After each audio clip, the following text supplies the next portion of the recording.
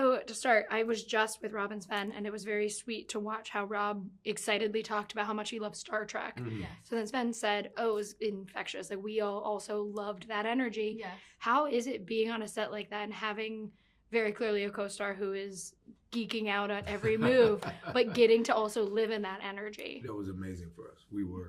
It immediately humbled us all. It sort of leveled the playing field because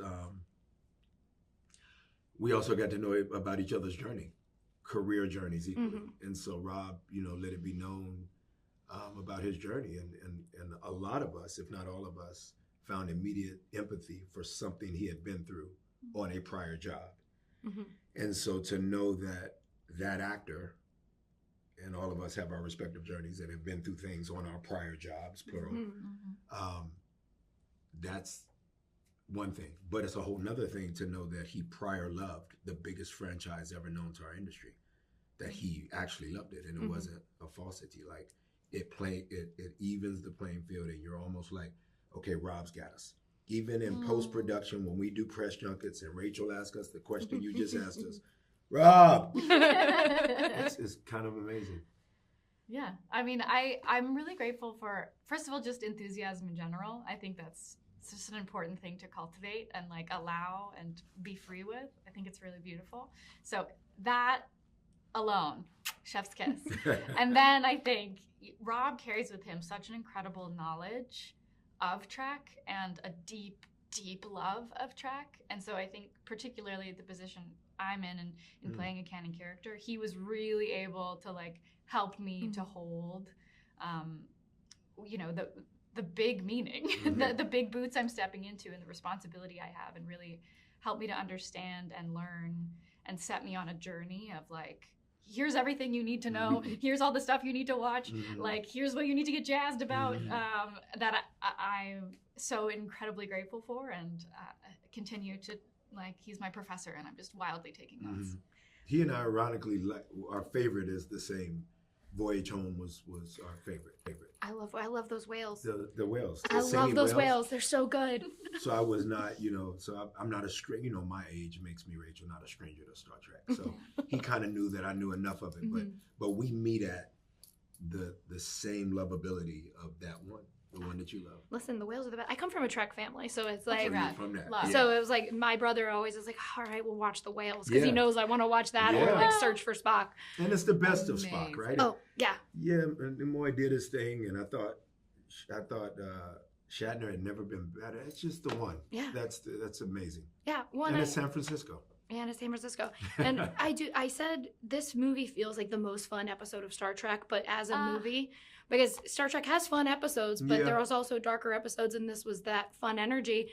For my last quick thing, how fun was it to exist in a Star Trek franchise that fun energy? Can we answer by asking, if I could speak for the very intelligent Kacey, can we ask you if we're okay in terms of you being such a Trek fanatic? Do you like the movie? Yeah, I love it a lot. I also love the Kelvinverse, and this reminded me of the Kelvinverse, which is the Chris Pine movies that came out a couple years ago.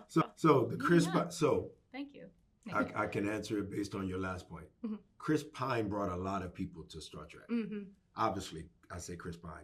I have a prior boss who's now a producing partner in Mark Evans, who was running Paramount Studios at that point. And Mark has never disagreed with me that I was given an opportunity with a lock to simply add, but equally to bring a fan base that had not prior been a part of Star Trek. Not that Alex Kurtzman didn't sell me on that opportunity, but Mark Evans really told me after doing The Mother with Jennifer Lopez, he said, that's what you can bring to Trek. Chris Pine brought a lot of my friends who didn't know anything about Trek to it. So for me to answer your question, I have to say super fun, super colorful, really wild and zany characters that I loved, and I loved looking at them because a lock had to be a lot more of what you and your family know Trek to mean and to be. So I did not necessarily maybe have the fun that as an actor I know I'd have if I was playing Finn or Rob's character or Umberly as a Deltan, reprising the Deltan character played by Persis, as you know. But it was pretty amazing to be able to sit back and be a fan of the work being done by my castmates. That was pretty amazing. I felt like I was sitting in a chair and watching everybody get down every day and asking Kacey's Rachel, is it just me or are they doing some crazy shit? That's what it felt like. And I think we did a great job, and hopefully, to your point, fans agree with you that we stay where Trek fans want us to go or stay. I think my experience of the world was so incredibly rich. I think, everybody was at the top of their game. Gersha Phillips, our costume designer, Shauna Llewellyn, our head of makeup, Ryan Reed, our head of hair, just like incredible people making these Craig Sweeney, our writer, Tunde, just like everybody at the top of their game, creating this incredible world. And an incredible amount of diversity, both in front of and behind the camera, which is really important. And so that's... And maybe rare sometimes. Yeah, completely. So that was an incredible privilege to be a part of. Well, thank you guys so much. I can't wait for everyone to get to see Section 31. I do think it's a lot of fun. Thank you. Thank you so much.